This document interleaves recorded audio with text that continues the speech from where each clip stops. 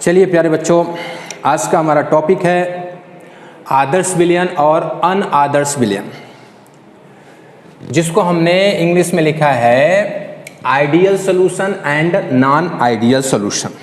देखिए, इसके पहले के वीडियो में आपने पढ़ा था राउल्ट का नियम, जिसमें से द्रव द्रव विलयन के अवाष्पदब।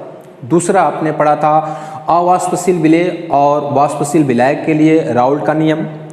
और तीसरा आपने राउल्ट का नियम पढ़ा था, जिसमें था गैसीय विलेय और द्रव विलायक का विलेयता पर राउल्ट का नियम। ओके, आपको उसी टॉपिक में हमने बताया था राउल्ट के नियम की मर्यादा, जिसमें एक मर्यादा ये थी कि जब किसी भी विलेय पदार्थ को विलायक में घोला जा रहा हो तो उसमें ऊष्मा में कोई परिवर्तन नहीं होना चाहिए, यानी कि delta H is equal to 0।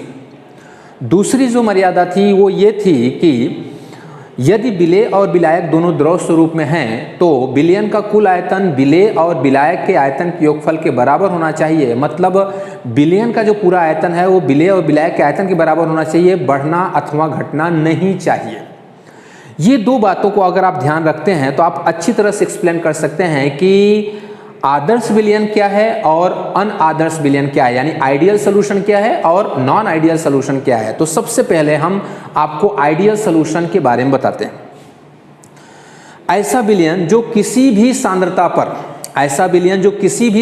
पर राउल्ट के नियम का पालन करता है, ऐसा विलयन जो किसी भी सांद्रता पर राउल्ट के नियम का पालन करता है तो उसे हम आदर्श विलयन कहते हैं।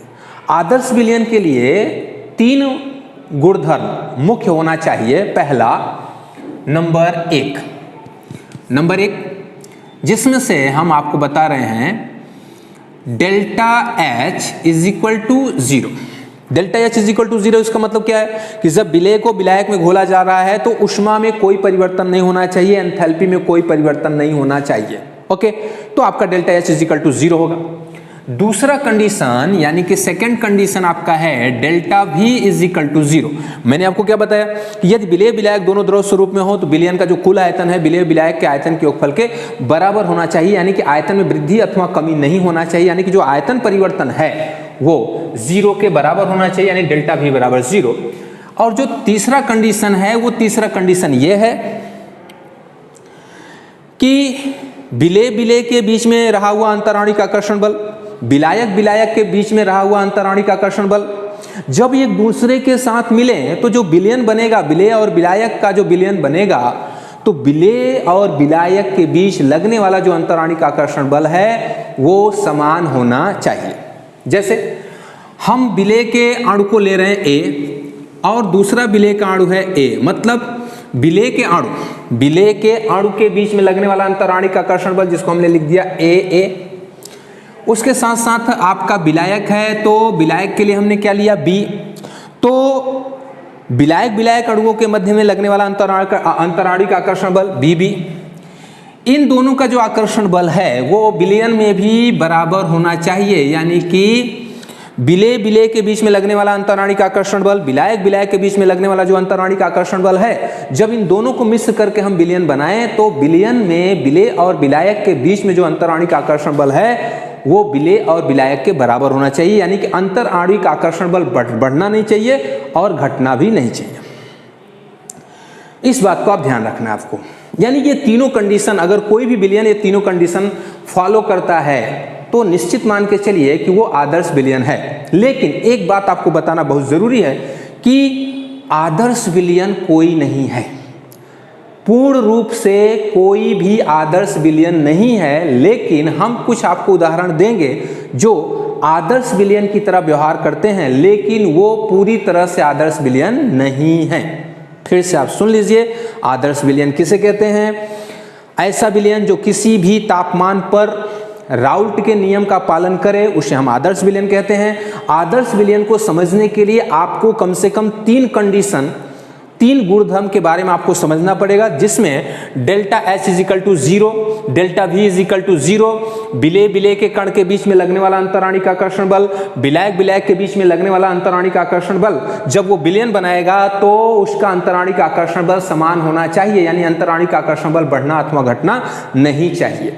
अगर ये सारे कंडीशन वो फॉलो करता है, यानी जो तीन कंडीशन हमने दिया है, अगर ऐसा विलयन जो ये तीनों कंडीशन फॉलो करता है तो वो आदर्श विलयन है। लेकिन संपूर्ण रूप से आदर्श विलयन नहीं है, संपूर्ण रूप से आदर्श विलयन नहीं है, लेकिन हम कुछ आपको उदाहरण दे रहे हैं, वो आदर्श विलयन की तरह व्यवहार करते हैं, वो आदर्श विलयन है, लेकिन 100% आदर्श विलयन नहीं है। इसको आपको ध्यान रखना है, ठीक।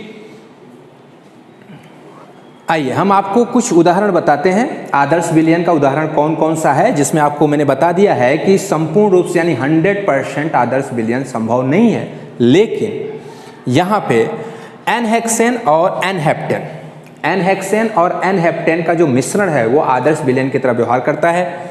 बेंजीन और टॉलुइन का जो मिश्रण है वो आदर्श विलयन की तरह व्यवहार करता है। ब्रोमोएथेन और क्लोरोएथेन का जो मिश्रण है वो भी आदर्श विलयन की तरह व्यवहार करता है। इसके साथ साथ क्लोरोबेंजीन और ब्रोमोबेंजीन जो है वो आदर्श विलयन की तरह व्यवहार करता है, ठीक है। तो ये 4 एग्जाम्पल हम आपके सामने दिखा रहे हैं, जिसमें हम आपको मैंने पहले बता दिया कि ये जो 4 एग्जाम्पल हैं, ये एग्जाम्पल आदर्श विलयन की तरह व्यवहार करते हैं, लेकिन ये 100% आदर्श विलयन नहीं है। मतलब हमारे एटमॉस्फेयर में, हमारे पर्यावरण में ऐसा कोई भी मिश्रण नहीं है जो 100% आदर्श विलयन हो, लेकिन ये जो हमने कुछ उदाहरण दिया है ये आदर्श विलयन की तरह व्यवहार करते हैं, लेकिन 100% नहीं। ओके, चलिए अब हम बात करेंगे अनआदर्श विलयन, यानी कि जिसको आप कहते हैं non ideal solution. Non ideal solution जिसमें हम आपको परिभाषा दे रहे हैं कि ऐसा विलयन जो किसी भी सांद्रता पे राउल्ट के नियम का पालन न करे उसे हम नॉन आइडियल सॉल्यूशन यानी कि अनादर्श विलयन कहते हैं, यानी बिन आदर्श विलयन कहते हैं। फिर से आप सुन लीजिए, ऐसा विलयन जो किसी भी सांद्रता पे राउल्ट के नियम का पालन न करे, ऐसा विलयन जो किसी भी सांद्रता पे राउल्ट के नियम का पालन न करे उसे हम नॉन आइडियल सॉल्यूशन कहते हैं, यानी कि बिन आदर्श विलयन कहते हैं, यानी कि अनादर्श विलयन कहते हैं, ठीक है।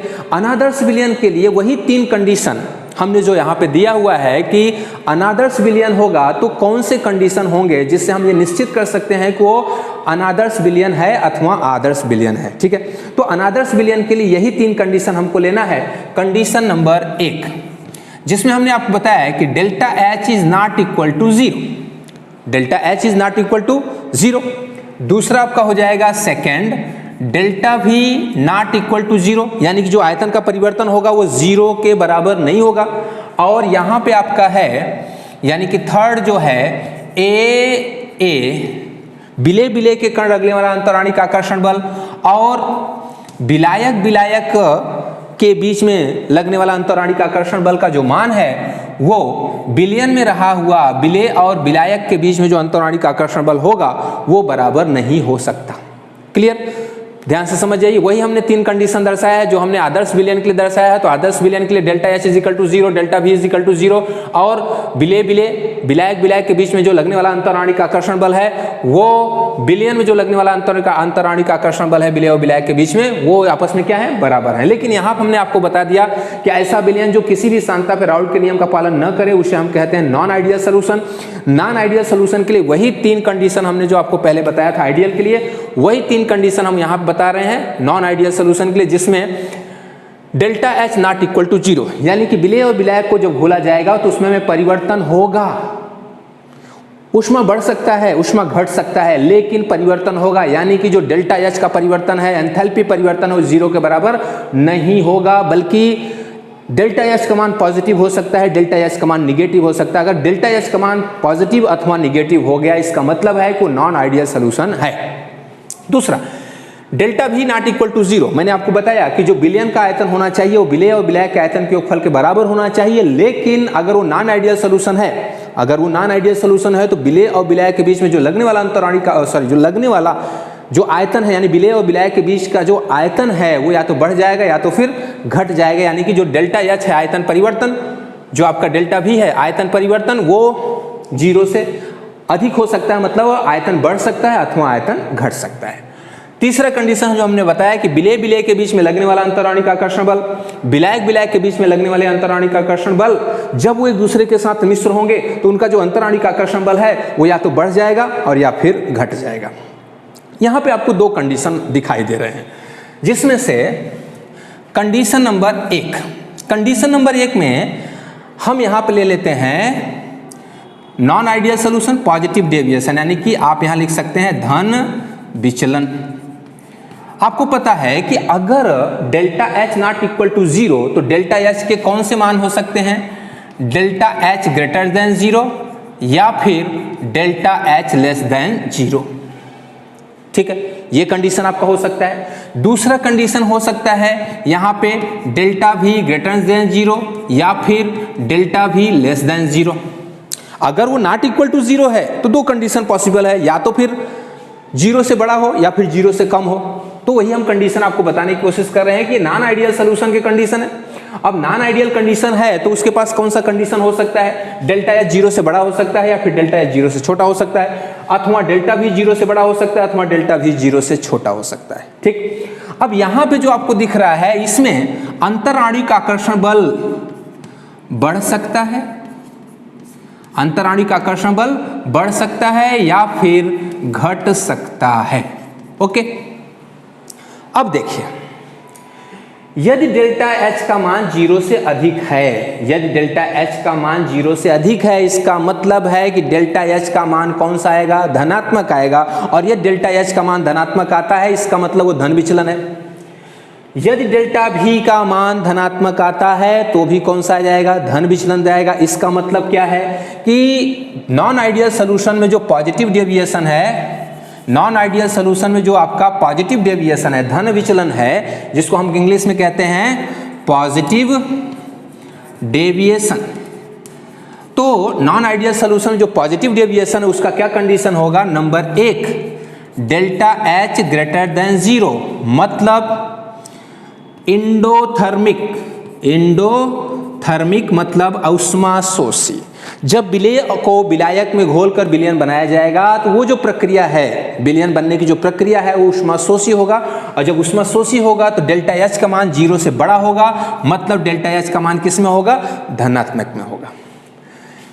Condition second, delta we is greater than 0, मतलब आपका जो डेल्टा वी है, जो डेल्टा वी है वो आयतन बढ़ेगा, यानी विलेय और विलायक को जब हम घोलेंगे तो आयतन बढ़ेगा। तो डेल्टा वी जो है वो बढ़ेगा, मतलब यहाँ पर आप ले सकते हैं बढ़ेगा। ठीक है, इंक्रीज करेगा। अगर आप यहाँ पे तीसरा कंडीशन लेते हैं तो हम यहाँ पर आपको बताते हैं कि विलेय विलेय के बीच में रहा हुआ अंतराणिक आकर्षण बल और विलायक विलायक के बीच में रहा हुआ जो अंतराणिक आकर्षण बल है, जब वो विलयन बनाएगा तो उसमें अंतराणिक आकर्षण बल में कमी आएगी। यानी यहां पर हम लिख सकते हैं अंतर आणविक आकर्षण बल में कमी, अंतर आणविक आकर्षण बल में क्या आएगा, क्या आएगा, कमी आएगा। ध्यान रखिएगा। तो ये अगर कंडीशन ऐसा आपको मिल रहा है कि delta H greater than 0, delta भी ग्रेटर देन 0 और जो आपका विलयन का अंतराणिक आकर्षण बल है वो घट रहा है, तो अगर ऐसा कंडीशन आपको दिखता है तो आप उसको किस में डालेंगे, धन विचलन में डालेंगे। ठीक है, अब धन विचलन में अगर आपने डाल दिया तो धन विचलन का हमें ग्राफ बनाना है। तो जो आपने ग्राफ बनाया था इसके पहले राउल्ट के पहले यानी राउल्ट्स का जो दूसरा नियम था जिसमें से द्रव और द्रव विलयन का वाष्प दाब, उस वाले टॉपिक में आपने ग्राफ बनाया था, वही ग्राफ यहाँ पे भी हमको समझना है। जैसे ये आपका हो गया ग्राफ मैं बनाने जा रहा हूं, ये ग्राफ बिल्कुल ऐसा सीधी रेखा आई थी, आपको पता होगा इस प्रकार आया था। उसके बाद में फिर आपने यहाँ पे ऐसे किया था, याद आया। तो ये जो ग्राफ था जिसमें यहाँ पे वाष्प दाब था यानी वेपर प्रेशर था, यहाँ पे भी क्या था, वेपर प्रेशर था, और यहाँ पे था मोल फ्रैक्शन, मोल फ्रैक्शन। अगर आप धन विचलन दर्शाते हैं तो आप निश्चित मान के चलिए कि धन विचलन के दौरान वाष्प दाब में वृद्धि होती है। धन विचलन के दौरान वाष्प दाब में वृद्धि होती है। क्यों? क्योंकि अंतराणिक आकर्षण बल कम हो रहा है, और जब भी अंतराणिक आकर्षण बल कम होगा, विलेय विलेय के बीच में अथवा विलायक विलायक के बीच में अथवा विलेय विलायक के बीच में जब भी अंतराणिक आकर्षण बल कम होगा तो वाष्पीकरण ज्यादा होगा, वाष्पीकरण ज्यादा होगा तो वाष्प दाब भी ज्यादा होगा। तो इस प्रकार आप कह सकते हैं कि धन विचलन दर्शाने वाले जितने विलयन होते हैं उनके वाष्प दाब अधिक होते हैं। जब वाष्प दाब अधिक होंगे तो ये जो ग्राफ आएगा वो ऊपर की तरफ से आएगा। हम यहां बना देते हैं इस प्रकार, ये जो ग्राफ आएगा वो कहां से आएगा? ऊपर की तरफ से, क्योंकि ये जो ग्राफ हमने बनाया था वो कौन सी विलयन के लिए था? ये जो ग्राफ आपको मैंने बनाया था ये था आदर्श विलयन के लिए। लेकिन ये जो ऊपर से ग्राफ जा रहा है, ऊपर से ग्राफ जाने का मतलब होता है कि विलयन या विलायक का जो वाष्प दाब है वो आदर्श विलयन से क्या है? अधिक है। वाष्प दाब अधिक क्यों होगा? क्योंकि मैंने आपको बताया कि यहाँ पे अंतराणिक आकर्षण बल में क्या आ रही है? कमी आ रही है। हम अब एक्सप्लेन करेंगे इसका उदाहरण। चलिए, हमने आपको बताया कि धन विचलन का कुछ उदाहरण लेते हैं, जिसमें से आप यहाँ देख पा रहे हैं एसीटोन और कार्बन डाइसल्फाइड, यानी कि पहला धन विचलन दर्शाने वाले जो विलयन हैं, यानी जो नॉन आइडियल सोल्यूशन है जिसमें ऐसे विलयन जो धन विचलन दर्शाते हैं, उसमें से हमने आपको उदाहरण बताया acetone carbon disulphide, acetone and ethyl alcohol, acetone and benzene, methyl alcohol पानी, एथिल अल्कोहल और पानी का मिश्रण, कार्बन टेट्राक्लोराइड क्लोरोफॉर्म का मिश्रण, कार्बन टेट्राक्लोराइड बेंजीन का मिश्रण, कार्बन टेट्राक्लोराइड और टॉल्यूइन का मिश्रण। तो ये जो आप देख पा रहे हैं ये सभी के सभी नॉन आइडियल सोल्यूशन है और ये दर्शाते हैं धन विचलन। ओके, अब जरा सा हमको देखना है कि जैसे मान लीजिए कि हम यहाँ पे ले लेते हैं आपका एसीटोन और एथिल अल्कोहल। अब हम कैसे सिद्ध करेंगे कि यहाँ पे धन विचलन है? तो आपको ये देखना है कि अंतराणिक आकर्षण बल बढ़ रहा है अथवा घट रहा है। यदि अंतराणिक आकर्षण बल में कमी आएगी तो आप डायरेक्ट बोलोगे कि धन विचलन है, और यदि अंतराणिक आकर्षण बल में वृद्धि होगी तो आप कह सकते हो ऋण विचलन है। तो आप जरा देखिए, आपको पता है कि जो एथिल अल्कोहल है तो एथिल अल्कोहल के दो अणुओं के मध्य में हाइड्रोजन बंध होता है। एथिल अल्कोहल के दो अणुओं के मध्य में हाइड्रोजन बंध होता है, और जब हम इसी एथिल अल्कोहल में एसीटोन मिला देते हैं, जब इसी एथिल अल्कोहल में जब एसीटोन मिला देते हैं तो उसके जो हाइड्रोजन बंध होते हैं वो टूट जाते हैं। क्योंकि जो दो, मान लीजिए कि दो आपके एथिल अल्कोहल का एक अणु हो गया, एथिल अल्कोहल का दूसरा अणु हो गया, तो दोनों के बीच में 4p, यानी कि दोनों के बीच में क्या है?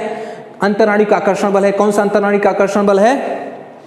हाइड्रोजन आबंध का। लेकिन जब हम इसी विलयन में बाहर से एसीटोन मिला देते हैं, तो जब एसीटोन मिला देते हैं तो एथिल अल्कोहल के कण के बीच में एसीटोन आ जाता है, जिसकी वजह से एथिल अल्कोहल में रहा हुआ जो हाइड्रोजन बंध है वो टूट जाता है। इसका सीधा सा मतलब है कि कहीं न कहीं एथिल अल्कोहल का हाइड्रोजन आबंध एसीटोन की उपस्थिति में टूट रहा है। इसका मतलब है कि एसीटोन का एथिल अल्कोहल में जो विलयन है वो अंतराणिक आकर्षण बल घट रहा है, और अंतराणिक आकर्षण बल जब भी घटेगा तो वो धन विचलन दर्शाता है। अब हम डिस्कस करने वाले हैं ऋणात्मक विचलन, यानी कि ऋण विचलन। हम यहां पे ले लेते हैं आपका ऋण विचलन। ऋण विचलन, ऋण विचलन मतलब आप समझ सकते हैं यहां हो जाएगा आपका निगेटिव डेविएशन। अब देखिए, धन विचलन के दौरान जो कंडीशन आपने शो किया है, धन विचलन के दौरान जो भी कंडीशन आपने शो किया है उसका जस्ट उल्टा हो जाएगा ऋण विचलन के दौरान। तो आप यहां पे ले सकते हैं डेल्टा H लेस देन 0। तो डेल्टा H लेस देन 0 तभी हो सकता है जब हो एक्सोथर्मिक, यानी कि एक्सोथर्मिक मतलब निगेटिव साइन। डेल्टा H की कौन सी साइन आएगी? Negative sign. मतलब साफ है कि यदि विलेय और विलायक को घोला जा रहा हो, यदि विलेय को विलायक में घोला जा रहा हो तो ऊष्मा उत्पन्न हो, ऊर्जा उत्पन्न हो, वो विलयन ऊर्जा मुक्त करे, तो उसे हम ऋण विचलन की तरह दर्शा सकते हैं, जिसमें से डेल्टा H लेस देन 0 मतलब वो प्रक्रिया, यानी विलेय का विलायक में घुलने की प्रक्रिया हो जाएगी एक्सोथर्मिक और उसका मान हो जाएगा निगेटिव। उसी प्रकार यहाँ पर आप लिखेंगे डेल्टा भी लेस देन 0 मतलब जो आयतन परिवर्तन आएगा, विलेय और विलायक को घोलेंगे तो जो आयतन आएगा वो आयतन में कमी आएगी। आयतन में कमी आएगी तो ऐसे कंडीशन में यहां पर हो जाएगा आयतन क्या करेगा? घटेगा। ठीक है। और जो हमने ये पहला कंडीशन हो गया, दूसरा कंडीशन हो गया, और जो हमने आपको तीसरा कंडीशन बताया है अंतराणिक आकर्षण बल। विलेय विलेय के बीच में रहा हुआ अंतराणिक आकर्षण बल, विलायक विलायक के बीच में रहा हुआ जो अंतराणिक आकर्षण बल है, जब दोनों को मिश्र करके हम विलयन बनाते हैं तो कहीं ना कहीं अंतराणिक आकर्षण बल में वृद्धि हो जाती है। तो जब अंतराणिक आकर्षण बल में वृद्धि होगी तो आप यहां लिख सकते हैं अंतराणिक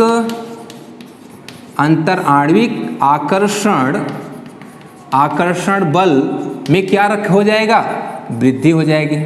ठीक है, इस प्रकार आप ध्यान से समझेंगे कि जो धन विचलन दर्शाते हैं उनके वाष्प दाब में वृद्धि होती है, और जो ऋण विचलन दर्शाते हैं उसके वाष्प दाब में कमी होती है, क्योंकि ऋण विचलन दर्शाने वाले जो विलयन होते हैं उनका जो अंतराणिक आकर्षण बल है वो अधिक होता है, वृद्धि होती है। अंतराणिक आकर्षण बल अधिक होगा तो वाष्पीकरण कम होगा, वाष्पीकरण कम होगा तो वाष्प दाब भी कम होगा। तो इस प्रकार आप कह सकते हैं कि धन विचलन दर्शाने वाले जितने विलयन होते हैं उनका वाष्प दाब अधिक होता है, और जो ऋण विचलन दर्शाने वाले विलयन होते हैं उनका वाष्प दाब कम होता है। तो यही जो ग्राफ है उसको हम वापस यहाँ पे भी ड्रा करेंगे, जिसमें से वाई एक्सिस पे आप लेंगे वाष्प दाब, यहाँ पर हम ले लेते हैं वेपर प्रेशर, यहाँ पे भी हम ले लेते हैं वेपर प्रेशर। जिस प्रकार आपने इसके पहले ग्राफ बनाया था बिल्कुल वही ग्राफ बनाना है आपको, लेकिन अब ये जो ग्राफ होगा वो कहाँ से जाएगा, नीचे की तरफ से, क्योंकि जो स्ट्रेट लाइन ग्राफ आया है ये स्ट्रेट लाइन ग्राफ किसके लिए है, आदर्श विलयन के लिए है। और यही स्ट्रेट लाइन ग्राफ्स के नीचे से अगर आपका ग्राफ आता है तो ये जो ग्राफ आएगा नीचे की तरफ से वो होगा ऋण विचलन, यानी कि ऋण विचलन के दौरान वाष्प दाब में कमी आती है। ये जो आपका है वाष्प दाब में कमी बता रहा है, जिसकी वजह से इसका जो ग्राफ है वो नीचे की तरफ से जा रहा है, किसके माध्यम से, ये जो आपका है आदर्श विलयन के लिए। ठीक है, तो इस प्रकार आप देख पा रहे हैं कि धन विचलन के दौरान वाष्प दाब में वृद्धि हो रही है और ऋण विचलन के दौरान वाष्प दाब में कमी हो रही है। अब हम ऋण विचलन का एग्जाम्पल बताते हैं। Chloroform benzene, chloroform acetone, chloroform diethyl ether, acetone aniline, hydrogen chloride water, nitric acid water and acetic acid pyridine, ये सारे के सारे ऋण विचलन दर्शाते हैं। ये सारे क्या दर्शाते हैं, ऋण विचलन दर्शाते हैं। हमने आपको बताया कि ऋण विचलन को बताते समय आपको ये समझना है कि अंतराणिक आकर्षण बल में वृद्धि होनी चाहिए। जैसे मान लीजिए कि हम यहाँ पर उदाहरण ले लेते हैं क्लोरोफॉर्म और एसीटोन। आपको पता है कि क्लोरोफॉर्म में द्विध्रुवी अंतराणिक आकर्षण बल होता है, एसीटोन में भी द्विध्रुवी अंतराणिक आकर्षण बल होता है। लेकिन जब आप क्लोरोफॉर्म को एसीटोन में मिलाते हो, तो क्लोरोफॉर्म और एसीटोन के ऑक्सीजन के बीच में हाइड्रोजन बंध बन जाता है। इसका मतलब क्या है कि पहले एसीटोन में द्विध्रुवी अंतराणिक आकर्षण बल था, आपके एसीटोन में द्विध्रुवी अंतराणिक आकर्षण बल था, लेकिन जब दोनों को हमने मिश्र किया तो उन दोनों के बीच में अंतराणिक हाइड्रोजन बंध बन गया। और हमने आपको बताया है बार बार कि जो अंतराणिक हाइड्रोजन बंध होता है वो द्विध्रुवी अंतराणिक आकर्षण बल से प्रबल होता है। इस प्रकार जब आप क्लोरोफॉर्म को एसीटोन में मिलाते हो तो कहीं ना कहीं अंतराणिक आकर्षण बल में वृद्धि हो रही है, और जब अंतराणिक आकर्षण बल में वृद्धि होती है तो वो कौन सा विचलन दर्शाता है, ऋण विचलन दर्शाता है। इस प्रकार आपको मैंने ideal solution, non ideal solution और नॉन आइडियल सॉल्यूशन में धन विचलन और ऋण विचलन सभी को हमने अच्छे ढंग से एक्सप्लेन किया है। इसको आप अच्छे ढंग से वीडियो को देखिए और वीडियो को रोक करके आप जरूर इसका नोट्स बनाइए, और ये जितने भी उदाहरण हमने दिए हैं इस उदाहरण को जरूर आप ध्यान में रखिए, क्योंकि कभी कभी एमसीक्यू में ये क्वेश्चंस पूछे जाते हैं कि धन विचलन दर्शाने वाले विलयन निम्न में से कौन सा है। तो इस प्रकार आपको थोड़ा सा सेलेक्ट करना पड़ेगा। ठीक, अभी हम आपको नेक्स्ट टॉपिक पढ़ाने वाले हैं जिसमें आपको लिखा हुआ है स्थिर क्वाथी मिश्रण, या जिसको हम अंग्रेजी में कहते हैं एजियोट्रॉपिक मिक्सचर। एजियोट्रॉपिक मिक्सचर क्या है, दो द्रवों के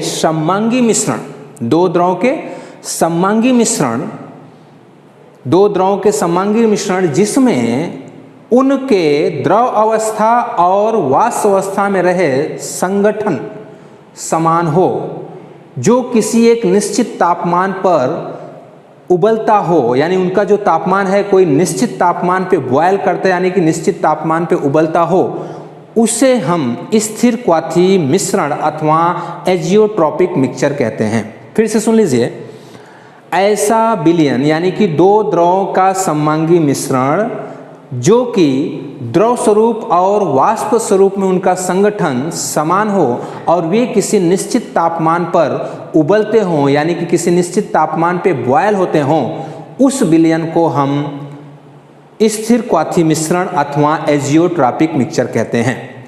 ये जो एजियोट्रॉपिक मिक्सचर है उसमें दो द्रव विलेय और विलायक दोनों द्रव स्वरूप में होते हैं। जब विलेय और विलायक दोनों द्रव स्वरूप में होते हैं, उनका जो क्वथनांक है वो एक निश्चित क्वथनांक होता है, जिसकी वजह से हम एजियोट्रॉपिक मिक्सचर में रहे द्रव विलेय और द्रव विलायक को प्रभाजी आसवन से अलग नहीं कर सकते।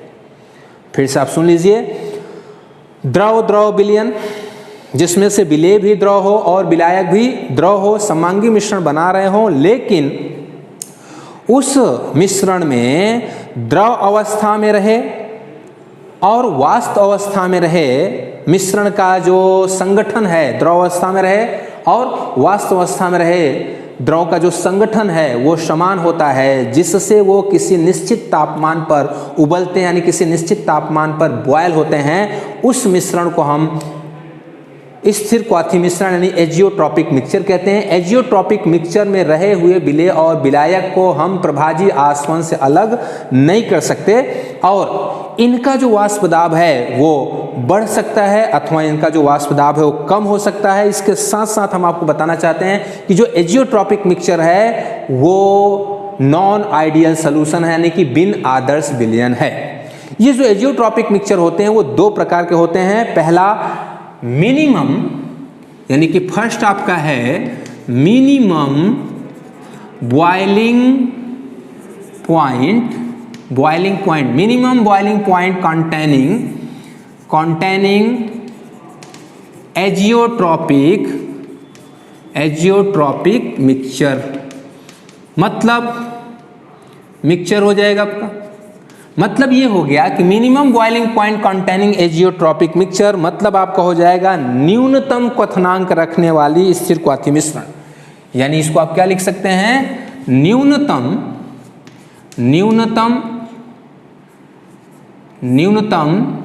क्वथनांक रखने वाले स्थिर क्वाथी मिश्रण।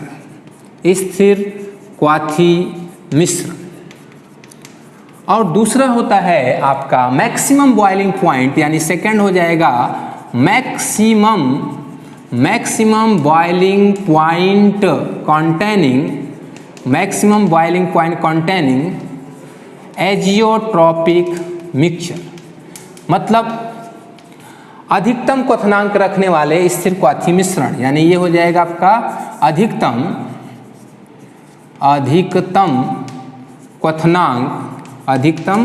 क्वथनांक रखने वाले स्थिर क्वाथी मिश्रण। ठीक है। अब एक बात आपको ध्यान रखना है कि ऐसे मिश्रण जो राउल्ट के नियम में अधिक धन विचलन दर्शाते हैं, ऐसे मिश्रण यानी दो द्रवों के ऐसे मिश्रण जो राउल्ट के नियमानुसार वो धन विचलन दर्शाते हों, उसे हम न्यूनतम क्वथनांक रखने वाले स्थिर क्वाथी मिश्रण कहते हैं। यानी आप सिंपल सा कह सकते हैं कि ऐसे विलयन, द्रव का ऐसे विलयन जो राउल्ट के नियमानुसार अधिक धनात्मक विचलन दर्शाने वाले जो विलयन होते हैं वो minimum boiling point containing azeotropic mixture में आते हैं, यानी कि न्यूनतम क्वथनांक रखने वाले स्थिर क्वाथी मिश्रण। आपने देखा था कि धन विचलन वाले में हमने सीधे सीधे लिखा था कि वहां जो अंतर आणविक आकर्षण बल होता है, जो अंतर आणविक आकर्षण बल होता है वो कम होता है। तो धन विचलन में अंतर आणविक आकर्षण बल कम होता है। अंतर आणविक आकर्षण बल कम होगा तो वाष्प दाब ज्यादा होगा। वाष्प दाब ज्यादा है तो उस वाष्प दाब को एक वायुमंडल दाब करने के लिए हमें कम तापमान की आवश्यकता होगी। इसलिए जो आपका धन विचलन दर्शाने वाले जो मिश्रण आपके होंगे, एजियोट्रॉपिक मिक्सचर होंगे, उनका बॉइलिंग पॉइंट कम होगा, इसीलिए हमने आपको बताया minimum boiling point containing azeotropic mixture, मतलब द्रव द्रव का सममांगी मिश्रण जो कि राउल्ट के नियमानुसार धन विचलन दर्शाता हो, और धन विचलन दर्शाने वाले जो मिश्रण होते हैं उनका अंतराणिक आकर्षण बल कम होता है। अंतराणिक आकर्षण बल कम होगा तो वाष्पीकरण ज्यादा होगा, वाष्पीकरण ज्यादा होगा तो वाष्प दाब ज्यादा होगा, वाष्प दाब ज्यादा होगा तो उस वाष्प दाब का एक वायुमंडल दाब के बराबर करने के लिए हमें कम तापमान की जरूरत पड़ती है, जिससे उनका बॉइलिंग पॉइंट कम होता है, इसलिए हम उसे minimum boiling point containing azeotropic mixture कहते हैं। जिसमें आपका एग्जाम्पल आता है 95% एथिल अल्कोहल, 95% एथिल अल्कोहल यानी C2H5OH का मिश्रण किसके साथ? पानी के साथ। 95% एथिल अल्कोहल का मिश्रण किसके साथ? पानी के साथ। ये आपका उदाहरण है minimum boiling point containing azeotropic mixture. Maximum boiling point containing azeotropic mixture का जस्ट उल्टा एग्जांपल आपको देना है कि ऐसे दो द्रवों का ऐसा मिश्रण, ऐसा सममांगी मिश्रण जो राउल्ट के नियमानुसार अधिक ऋण विचलन दर्शाते हों। दो द्रवों का सममांगी मिश्रण जो राउल्ट के नियमानुसार अधिक ऋण विचलन दर्शाते हों, वो विलयन का बॉइलिंग पॉइंट अधिक होता है। इस वजह से हम उसको maximum boiling point azeotropic mixture कहते हैं। इसके लिए आपको यह समझना है कि ये जो आपको maximum boiling point azeotropic mixture है वो स्पेशली ऋण विचलन दर्शाते हैं। ऋण विचलन में हमने आपको बताया कि उसमें जो अंतराणिक आकर्षण बल होता है वो प्रबल होता है।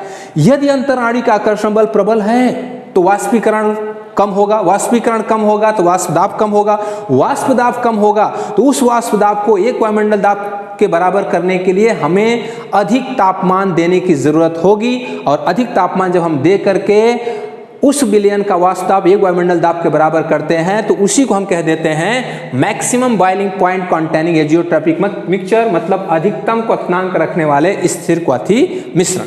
जिसमें आपको एग्जाम्पल दिया जाएगा 68% नाइट्रिक एसिड का विलयन किसमें? 32% पानी में।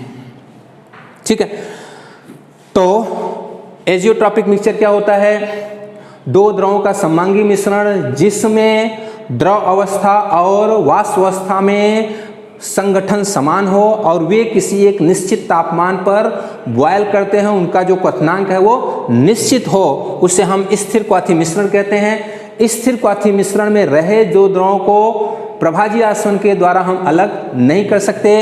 इनका जो वाष्प दाब है वो कम हो सकता है अथवा ज्यादा हो सकता है। इसके लिए हम कह सकते हैं कि स्थिर क्वथी मिश्रण मतलब एजियोट्रॉपिक मिक्सचर दो प्रकार का, एक minimum boiling point containing azeotropic mixture और दूसरा maximum boiling point containing azeotropic mixture.